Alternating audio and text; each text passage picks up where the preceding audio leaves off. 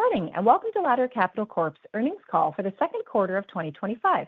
As a reminder, today's call is being recorded. This morning, Ladder released its financial results for the quarter ended June 30th, 2025. Before the call begins, I'd like to call your attention to the customary safe harbor disclosure in our earnings release regarding forward-looking statements.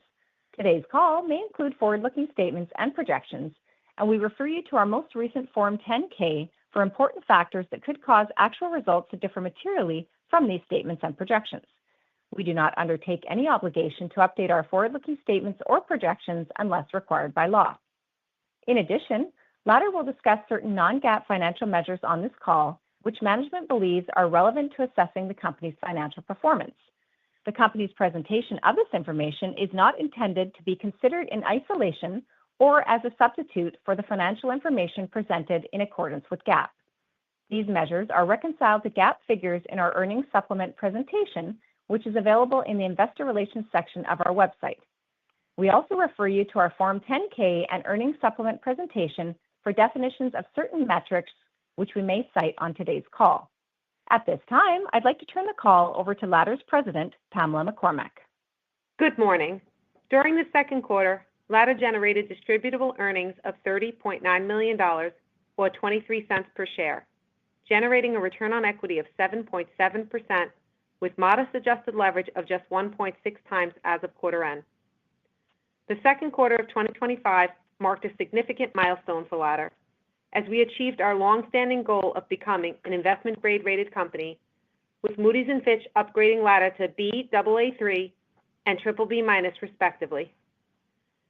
This accomplishment is the culmination of a 13-year journey that began with our inaugural unsecured bond issuance and initial credit rating in 2012.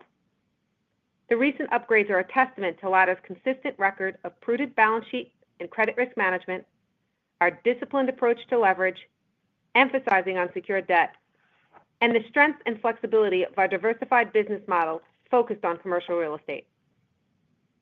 In June, we successfully issued our inaugural $500 million, 5-year investment-grade unsecured bond issuance with a fixed-rate coupon of 5.5%, representing 167 basis point spread over the benchmark Treasury, the tightest new issuance spread achieved in Ladder's history. The offering was met with exceptional demand, with the order book surpassing $3.5 billion shortly after launch and closing at 5.5 times oversubscribed. This strong response underscores investor confidence in our platform and sets a benchmark for future issuance, as we aim to become a consistent presence in the investment-grade unsecured bond market. Enhanced liquidity. Pro forma for the offering, 74% of Ladder's debt consisted of unsecured corporate bonds, and 83% of our balance sheet assets remain unencumbered. As of June 30th, Ladder had $1 billion in liquidity, including our $850 million unsecured revolving credit facility that was fully undrawn. This facility provides same-day liquidity at a highly competitive rate, which was reduced to SOFR plus 125 basis points following our upgrade. Subsequent to quarter end, we also redeemed the remaining $285 million in unsecured bonds maturing in October of 2025. We remain highly liquid, positioning us well to deploy capital into new, higher-yielding investments. Second quarter and third quarter to date investment activity. During the second quarter and through July 23rd, we made over $1 billion of investments, including acquiring over $600 million in AAA rated securities at a weighted average unlevered yield of 6.1%. As of June 30th, our securities portfolio totaled $2 billion, representing 44% of total assets, and our loan portfolio totaled $1.6 billion, representing 36% of total assets. Loan origination activity remained relatively flat in the second quarter.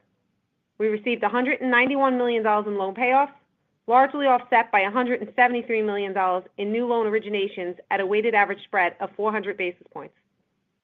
Following quarter end through July 23rd, we originated an additional $188 million in new loans, bringing total year-to-date origination activity to $690 million. Additionally, we have another $325 million of new loans currently under application. The majority of our loans originated in pipeline are secured by multifamily properties, reflecting continued demand in this sector. In addition, during the second quarter, we sold a $64 million conduit loan, generating a healthy gain and illustrating that conduit lending remains a complementary part of our diversified model, and we are well positioned to participate in when market conditions warrant. We continue to focus on middle market lending, particularly light transitional assets, with an average loan size of $25 to $30 million. The granularity and diversity of our portfolio, reflected in an average investment size across all investment products of less than $15 million, enhances our credit profile by minimizing concentration risk to any specific borrower, geography, asset type, or product across the commercial real estate space. Consistent carry income from our real estate portfolio. Our $936 million real estate portfolio generated $15.1 million in net operating income during the second quarter. The portfolio primarily consists of net lease properties with long-term leases to investment-grade rated tenants and continues to generate stable income. 2025 outlook. Our recent credit rating upgrades and successful bond issuance have already started to reduce our cost of debt capital. We saw spreads tighten on our June bond issuance, and we would anticipate continued tightening as we become more widely recognized in the investment-grade bond community. As Brian will allude to shortly, we also anticipate that our equity valuation will begin to reflect this shift. As an investment-grade issuer, we believe we should increasingly be compared to a broader set of high-quality peers, including equity REITs, rather than solely within the commercial mortgage REIT space. We believe this can help lower our cost of equity capital over time as the market gains a deeper appreciation for our senior secured investment strategy and investment-grade capital structure. With over 11% insider ownership, management and the board are highly aligned with all stakeholders. We remain well positioned with strong liquidity and a conservative balance sheet to continue to deploy capital into new opportunities as they arise, with a focus on delivering strong and stable returns to shareholders. With that, I'll turn the call over to Paul. Thank you, Pamela. In the second quarter of 2025, Ladder generated $30.9 million of distributable earnings, or 23 cents per share of distributable EPS, achieving a return on average equity of 7.7%. As Pamela discussed, in the second quarter marked a milestone in Ladder's history with our upgrade to investment grade from Moody's and Fitch, followed by our inaugural investment grade rated bond issuance. A $500 million 5-year issuance priced at a coupon of 5.5% in June and settled in July. Subsequent to quarter end, we called the remaining $285 million of our 2025 bonds that were maturing in October. The new bond offering further strengthens our balance sheet, and we are pleased that the bonds have traded well in the secondary market since their issuance. Pro forma for the issuance and redemption of our 2025 maturity in July, $2.2 billion, or 74% of our debt, is comprised of unsecured corporate bonds across 4 issuances, with a weighted average remaining maturity of over 4 years and an attractive weighted average fixed coupon rate of 5.3%. Our next maturity is now in 2027. As of June 30, 2025, Ladder's liquidity was $1 billion, comprised of cash and cash equivalents, and our $850 million unsecured revolver, which remains undrawn. As Pamela discussed, cost of the facility automatically reduced by 45 basis points, down to SOFR plus 125 basis points upon achieving our investment grade ratings. This reduced cost makes using the facility to finance our operations an attractive option on a fully unsecured basis. In the second quarter, we also called our FL3 CLOs that continue to amortize. Total gross leverage was 1.9 times as of quarter end, below our target range of between 2 and 3 times. Overall, Ladder's balance sheet remains strong, with room to grow leverage as we deploy our capital. As of June 30, 2025, our unencumbered asset pool stood at $3.7 billion, or 83% of total assets. 88% of this unencumbered asset pool is comprised of first mortgage loans, securities, and unrestricted cash and cash equivalents. As of June 30, 2025, Ladder's undepreciated book value per share was $13.68, which is net of 41 cents per share of CECL general reserve established. In the second quarter of 2025, we repurchased $6.6 million of common stock, or 635,000 shares, at a weighted average price of $10.40 per share.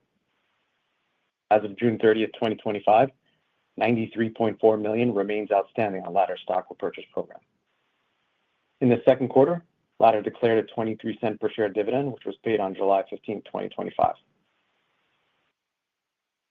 As Pamela discussed our performance in detail, I will highlight a few additional points regarding the performance of each of our segments in the second quarter.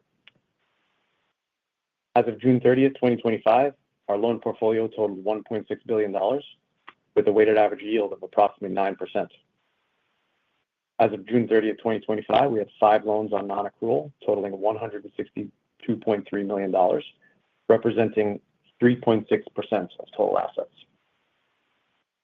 During the quarter, we added one $50 million loan to non-accrual, collateralized by a multifamily asset for which we are pursuing foreclosure. Our CECL reserve was $52 million, or 41 cents per share, as previously mentioned.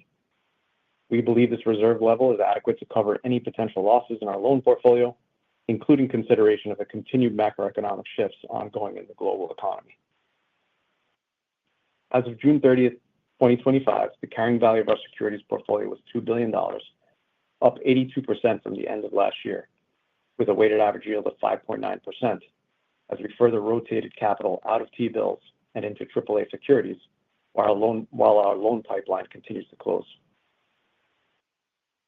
As of June 30th, 2025, 99% of the securities portfolio was investment grade rated, with 97% being AAA rated. 81% of the portfolio of almost entirely AAA securities is unencumbered and readily financeable, providing additional source of potential liquidity, complementing our $1 billion of same-day liquidity. Our $936 million real estate segment continued to generate stable net operating income in the second quarter of 2025. The portfolio includes 149 net lease properties of primarily investment grade rated credits committed to long-term leases with a weighted average remaining lease term of over 7 years. The portfolio now includes an office property in Carmel, Indiana, which we foreclosed on during the quarter at a basis of $112 per square foot. The property is 82% occupied and generates an over 11% return on our equity on an unlevered basis.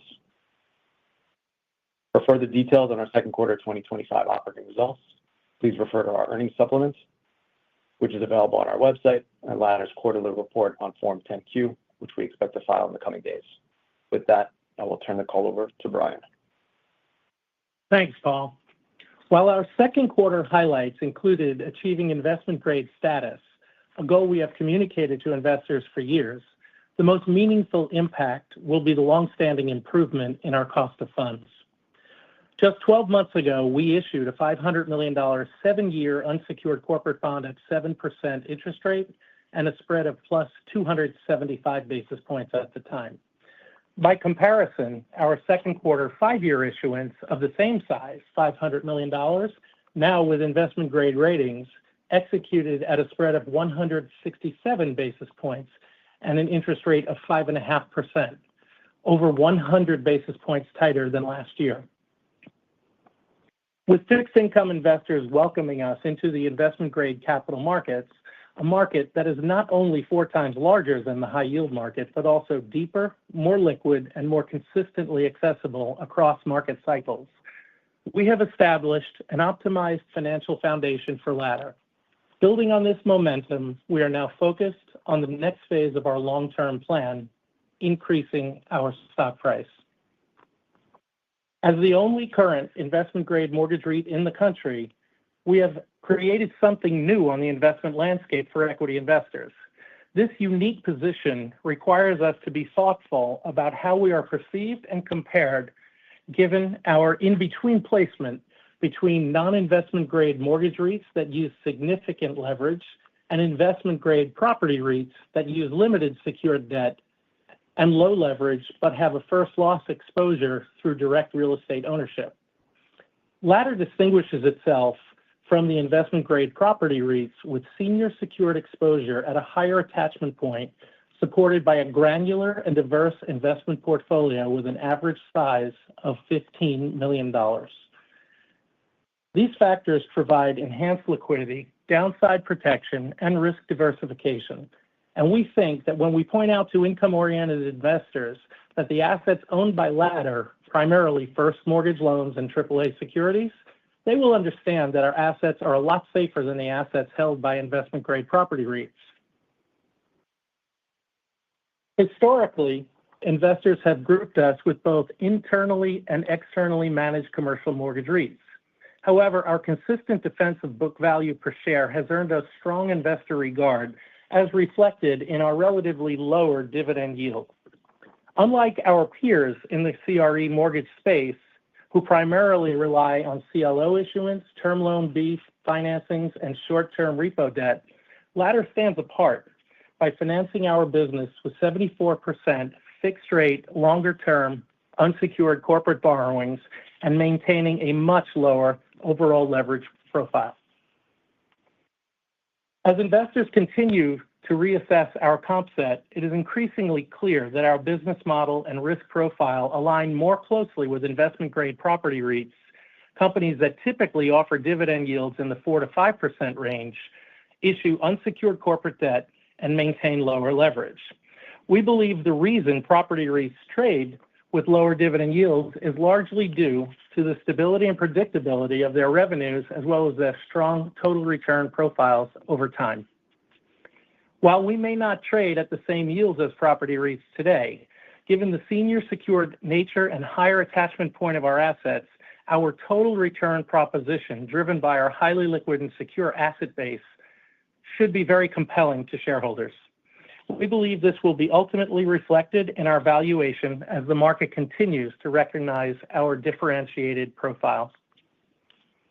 On the equity side, we think we appeal to investors focused on a stay-rich strategy rather than a get-rich strategy, with an emphasis on capital preservation and attractive dividend payments, which we intend to grow in the years ahead. We will try to reach out to family offices and retail banking experts and make a purposeful and targeted marketing push towards this group of wealthy investors. We have not previously highlighted this next phase of our long-term plan, but we do so now following the upgrade because adoption of a new comp set for Ladder is not only credible, it's quite likely. I want to thank the investors who supported us in our inaugural investment-grade issuance, as well as the Ladder management team who worked for years to reach this milestone. Our focus is now on protecting our new ratings and growing earnings through deploying capital into new investments at a time of generally higher interest rates, now with a lower cost of capital than most other lenders in the commercial real estate space. Our future appears bright. Current market conditions have produced some very attractive investment opportunities, and we are taking full advantage of those situations.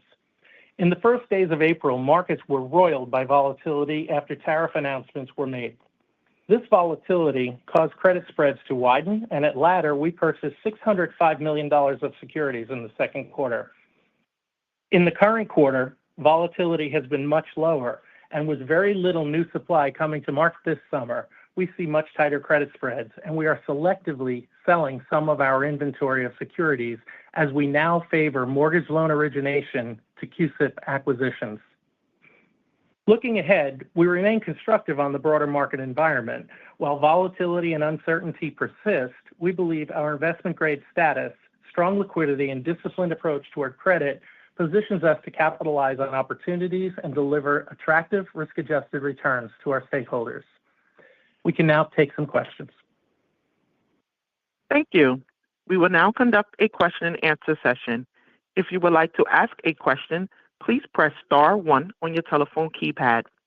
A confirmation tone will indicate your line is in the question queue. You may press star 2 to remove yourself from the queue. For participants using speaker equipment, it may be necessary to pick up your handset before pressing the star keys. Once again, that's star 1 to ask a question at this time. One moment while we poll for our first question. Our first question comes from Randy Binner with B. Riley. Please proceed. Hey, thanks. I'll pick up at the end there on the CMBS. Do you think that because there's less volume in the market and the selling activity you mentioned, would that be getting that portfolio, kind of flat for this quarter, or is it more just kind of selective selling there? Are you talking about the securities portfolio? Yeah, securities and the securities portfolio, the CMBS. Yeah, no, they're up generally, especially given the volatility of April and when the quarter first started. But so we did buy quite a few in there, and we kind of think they're at fair value now, which would indicate that we think we're up a bit. But it is a 2-year floating rate AAA, so it doesn't have a lot of price volatility. But it's definitely feels good on the positive side of things. We have been selling selectively because, well, we bought a lot in a short period of time, and I think it's a nice carry trade. But on the other hand, I think we're trying to, while we went from T-bills into securities, we're already underway moving from securities into loans. So there's no slap on the portfolio. It's not that we don't like it. It's simply it has always been designed to be a source of liquidity as the loan book builds. Okay, that's helpful. And then just kind of related on the loan portfolio, you mentioned the pipeline of, I think you said 300 million plus, mostly multifamily focused. Can you just give us any color on, the kind of convertibility of that pipeline into the book, and just how conversations are going in the market, kind of the market dynamic there now that, the macro environment is stabilized? Sure. Well, you noticed that we actually had a dip in loan origination volume this quarter, but we've already written more loans in the third quarter than we did in the entire second quarter, just in the first 3 weeks. So a lot of that had to do with timing.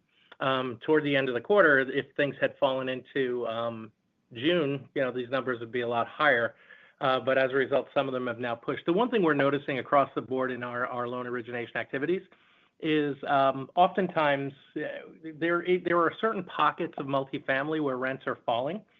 So that can cause some concerns during due diligence if the loan is of the higher levered idea. But I would also say that I think the hotel sector in the big cities is particularly concerning right now as far as big a source of loan originations. However, I would really say for the most part, I don't know exactly why, but closings take longer than they used to. And as a result of that, I think it's a reliable. I think we have $325 million under application. I would quick thumb in the air tell you, probably 275 of that will close.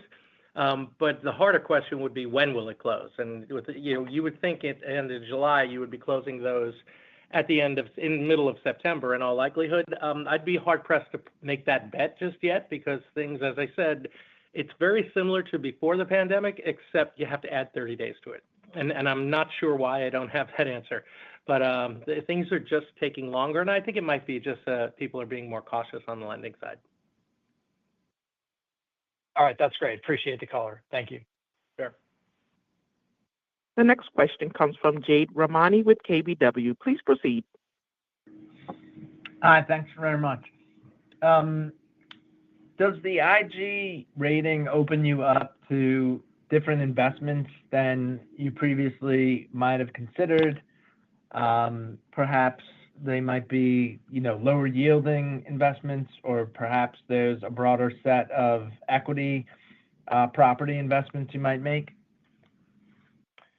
I don't think it's changing our desires or activities on the investment side, but it clearly is making them more profitable. I realize the stock market is a forward-looking instrument, but with a $2.1 or $2.2 billion corporate bond portfolio, we've effectively, if you lowered that rate by 150 basis points, you're getting another, $30 million to the bottom line over time. Obviously, it doesn't happen right now because we've got bonds outstanding that will need to be refied. But so I think a lot of lenders are really pushing and competing right now to try to add spread and loan volume. But there's another way to add to earnings, and that is to curtail expenses. Now, not in the form of layoffs around here, but by cutting our interest expense, we think that our income should drift higher here with similar types of risks on the balance sheet. It's just a lot easier for us, and there's a lot less. You can finance anything you buy, and so will it? I think that underneath your question is you're asking me, does that mean with our low cost of funds, we're now going to go out and buy a bunch of B pieces because that is what companies like ours have done in the past. When they see they've got a fixed rate cost of funds, regardless of what they buy, we're not going to do that. We have a stay-at-home mentality. We will do what we're good at, and that is discerning credit that is likely to pay us off on time without a lawyer in the room. And we've been pretty adept at that. We're going to stick with it. But could we start moving into double A's instead of triple A's? Yeah, that's possible. But I don't see us, going for higher octane investments in the mezzanine world. I was thinking more along the lines of, very lightly transitional or stabilized commercial real estate and maybe even fixed rate loans. Oh yeah, sure. I mean, the curve is it's flattened out a bit more, but the fixed rate loan business will pick up around here as the curve steepens, and I suspect it will. We haven't really been terribly active in fixed rate securitizations, but we were somewhat active in this quarter, but we contributed one loan that was 10% of a deal. So we're kind of knocking the rust off that playbook, and I think that should turn into a very high ROE category.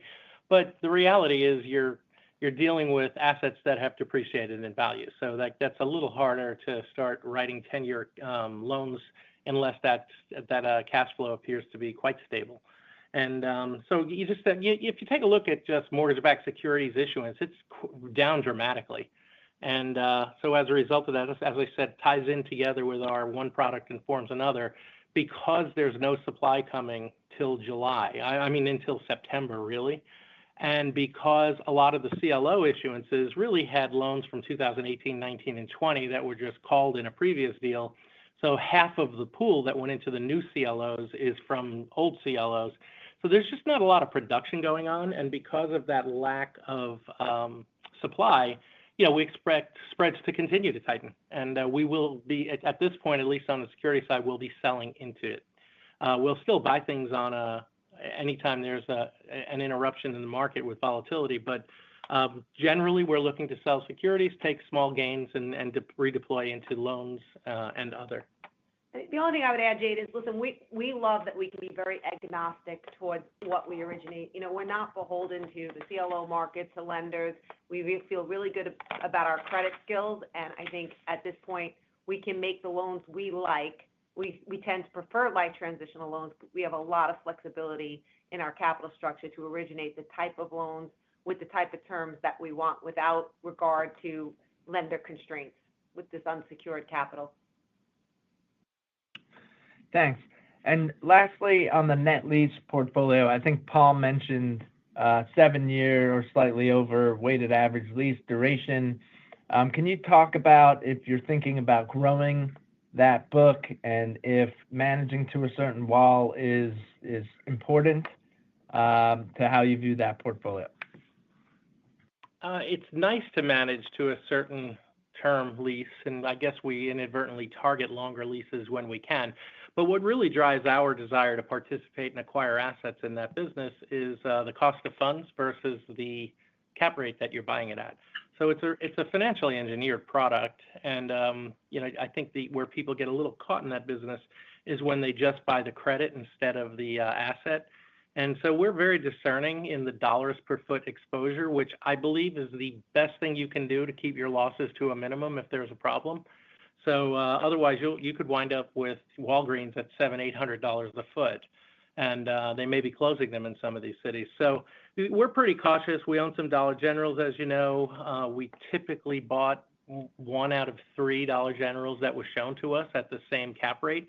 We really focused on areas where there was low crime, reasonable population, and an expectation, oftentimes moving from the shopping center across the street into a freestanding building that we own.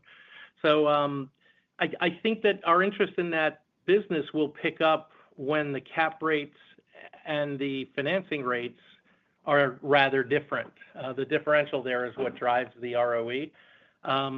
But you are seeing some others begin to buy portfolios of those things. We saw that portfolio that traded recently, but I don't really see the arbitrage at this point as far as acquiring a big book of it. But it does work in a REIT from the depreciation standpoint and the steadiness of the income. So we're certainly not against acquiring more, but right now cap rates are wide, but so are financing costs. So if financing costs go down as we expect them to, we might very well start buying some more triple net. Okay.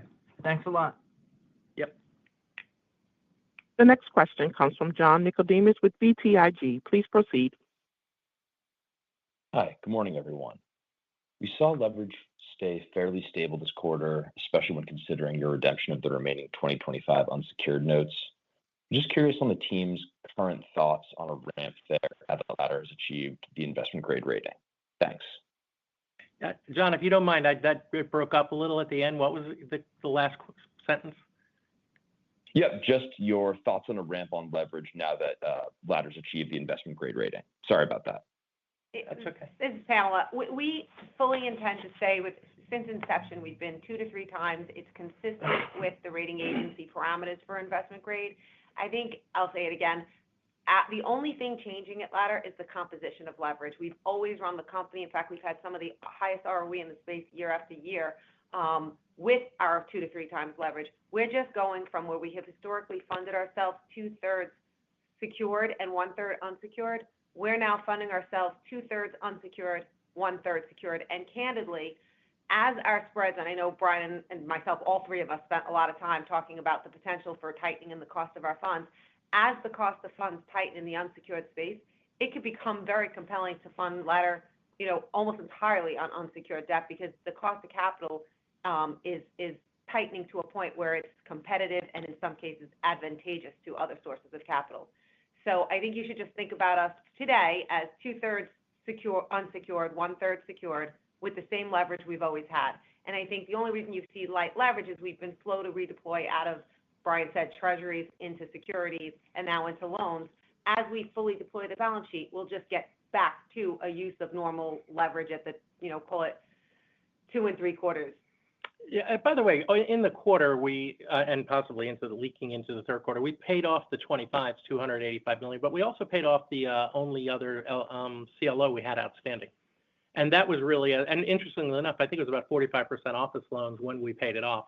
But the reason that we did that was because the payoff pace was pretty brisk, and our cost of funds was getting into the mid 200s with an advance rate of around 50%, because the AAA portion of that CLO was paying off so rapidly.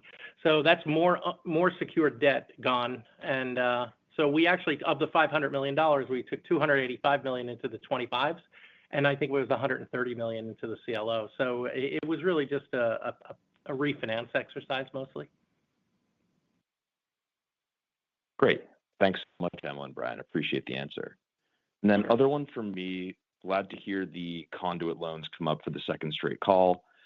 Just wanted to hear any more detail on the team, how you're all thinking about that as we get into the second half of the year, and just that sort of being a composition of the team strategy. Thank you. You're welcome. I'd love to do a lot more in the conduit business. Right now, the curve is not terribly steep, but certainly steeper, way better than inverted. So we're moving and leaning in that direction. It is a very profitable business. It is a little supply constrained. One of the reasons that we contributed a $64 million loan into the pool was the pool wasn't big enough without us. And so we put that loan in, and ultimately, I think it was 10% of the actual deal. If a deal is $650 million in a conduit, that's a rather small deal. So I think that the mortgage-backed securities business is rather plagued by a lack of supply. And I think that will go on for a while here unless rates begin to fall. I'm a believer the Fed will start moving rates down toward the end of the year. Great. Thank you so much for the color. Thank you. Once again, ladies and gentlemen, to ask a question, please press star 1 on your telephone keypad. The next question comes from Chris Muller with Citizens. Please proceed. Hey, guys. Thanks for taking the question, and congrats on a solid quarter here. So it's nice to see you guys making new bridge loans, and it looks like that momentum's continuing into the third quarter. So I wanted to ask, do you guys have any expectations for net portfolio growth in the back half of the year? And is there a target portfolio size that you guys are looking to grow to? And then just one piggyback on that one is, what do levered returns look like on new loans today versus historically? I think when you set long-term volume goals, they should be prepared to be shredded at a moment's notice with the amount of volatility that's in these economies lately. But I think we'll probably write $1 billion in loans between here and the end of the year. But if we don't, we don't. And as I said, it isn't so much that there's not necessarily demand for products that for loans. But if you think about it, loans come from two places. One comes from the refinance world. That world is largely interrupted right now because there's a lot of over leverage in the system from the near term last few years. And the second place is the acquisition business, which I actually think acquisition loans today, I think they're always safer than refis, but the acquisition pipeline of transactions taking place is picking up, and I think that's why you're seeing our business pick up. And that should continue, and people are accepting the new prices at this point. We are seeing DPOs take place. We're seeing lenders, help with seller financing. We're seeing equity being infused into the transaction, a cash in refi, if you will. So it's a healthy market, but I think it's still a little bit over leveraged because of the post-pandemic world, and it'll take a little time to work that out. And so the office sector is doing way better than it was. I wouldn't say it's doing great, but it's doing better certainly than it was. And the multifamily sector, I think, we're starting to see some signs of plateaus on rents. Not everywhere, but in some places there's been a bit of overbuilding. So we are seeing some rent reductions quarter over quarter in some properties. But I want to illustrate here, I want to make absolutely certain what I'm saying is right. I don't expect rents to fall dramatically. I do expect them to dip, but I don't think it's going to turn into anything like what happened in the office sector after the pandemic. I would just close that by adding, we do expect portfolio growth. We have limited payoffs just given our vintage and the high volume of payoffs we've had over the last year. We have muted payoffs for the rest of the year, so I do expect you'll see portfolio growth for sure. Got it. And then just how do levered returns look like on new loans today versus historically? 9% unlevered versus probably, well, historically, tell me where LIBOR is or where SOFR is. They were much lower than that, 5-6 years ago. But these are healthy margins right now. Spreads are rather tight, but rates are rather high. So that's actually a comfortable spot for a lender.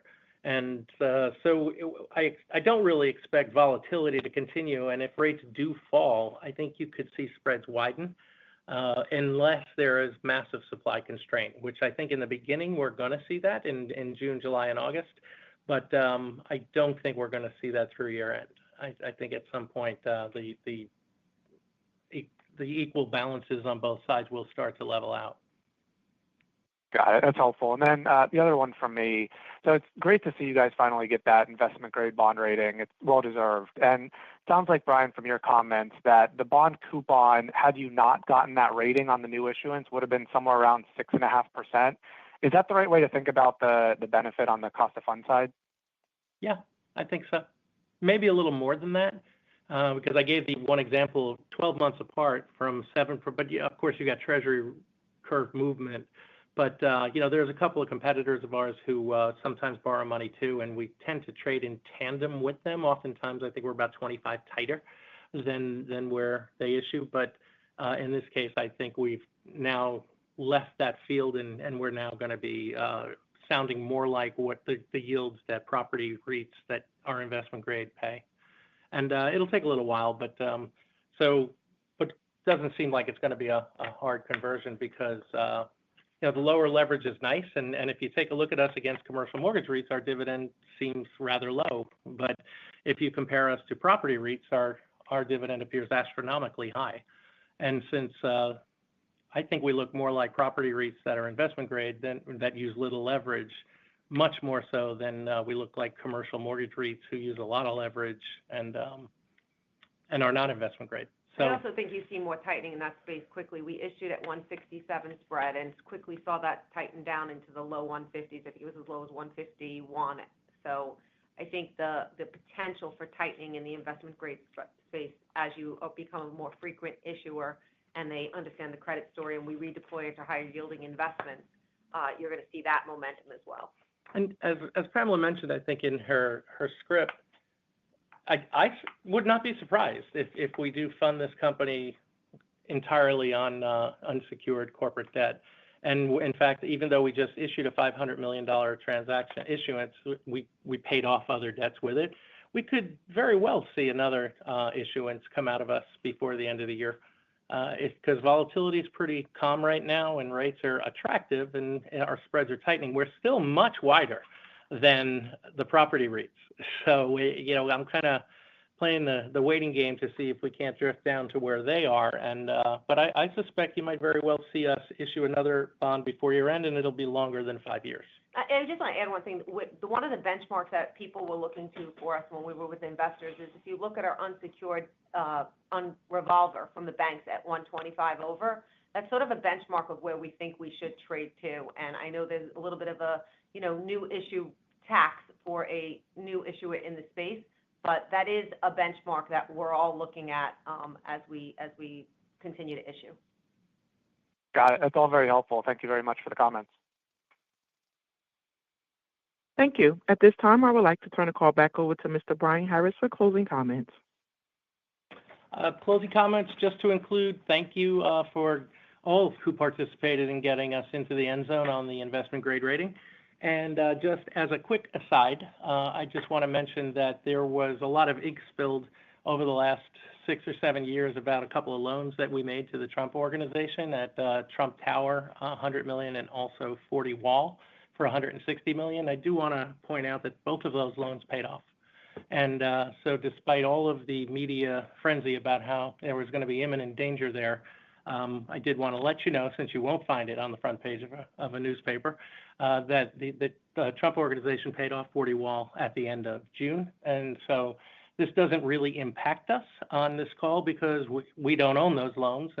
But I did want to at least come back around and indicate to you, while office buildings of 9 figures loan sizes are very hard to refinance, we picked 2 that did refinance without any problem.